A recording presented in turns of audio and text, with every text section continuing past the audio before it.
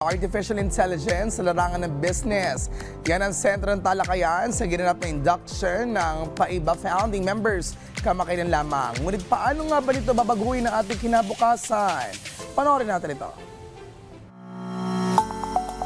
When artificial intelligence meets business, the future begins to take shape. Sa mundong mabilis ang takbo ng teknolohiya, isang mahalagang tanong ang patuloy na hinaharap ng ilan sa business sector. Paano sasabay ang mga micro, small, and medium enterprises sa pagbabagong ito? Dito pumapasok ang Philippine AI Business Association o PAIBA. So ang PAIBA is an association for Filipino SMEs. Ang goal po namin ay tulungan ang mga micro, small and medium enterprises para i-implement ang AI. And sinasabi natin na ito ang tamang panahon because importante na tayo'y mag-innovate.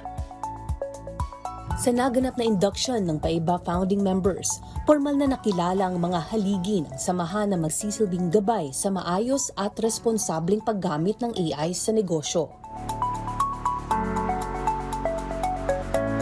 Kasabay nito, formal ding tinanggap ang board of directors at mga honorary members na nagmula sa iba't ibang industriya at may kanya-kanyang karanasan at kaalaman. Batid ng PAIBA ang tunay na hamon ng lokal na negosyo, mula sa pagkilala ng makabagong teknolohiya hanggang sa aktual nitong paggamit.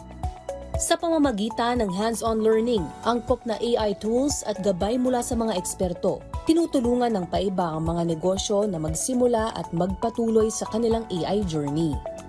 Kaya ang goal po ng PAIBA is i-combine both ang business associations at ang tech people under one roof. Kasi naniniwala po kami na kung gusto natin na i-fast track ang adoption ng AI, lalong-lalo na sa mga maliliit na negosyo, dapat po nasa isang room ang businesses at tech people.